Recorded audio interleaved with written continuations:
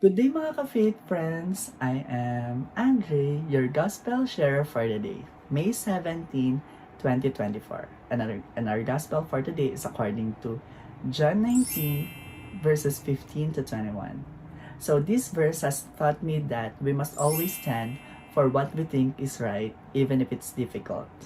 We must not act like Pilate, who even na alam niya kung innocent si Jesus, he still succumbs to the pressure that the people and the higher ones puts to him.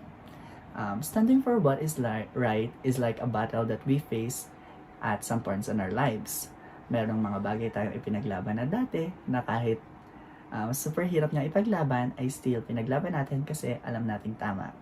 Kasi everyday nakaka-encounter naman tayo ng mga choices na kailangan natin pag-stand-upan. Sa pagising pa lang sa umaga, pipili ka ng pagkain, pipili ka ng damit, at alam natin sa sarili natin na ang lagi nating pinipili ay kung ano ang makakabuti at kung ano ang tama.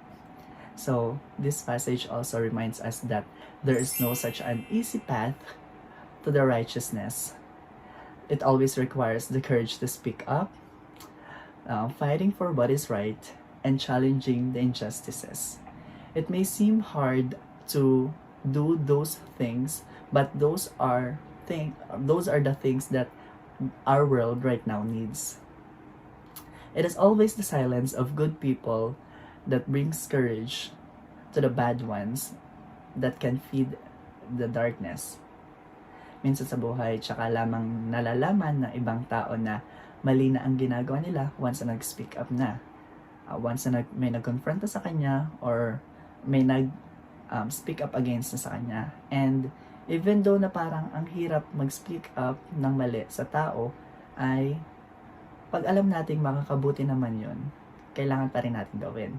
Ito yung mga bagay na nakakapagdala ng changes sa life natin. Changes na maaaring makabuti. So, ngayon, I am encouraging everyone to stand up for what is right and stand up for the things that can bring good to the whole nation, even if it's difficult. So, again, I am Andre, your Gospel Share for the day. Kindly subscribe to the Facebook PH YouTube channel, download the Facebook apps, or register at www.facebook.ph. Yan lamang. Mabuhay!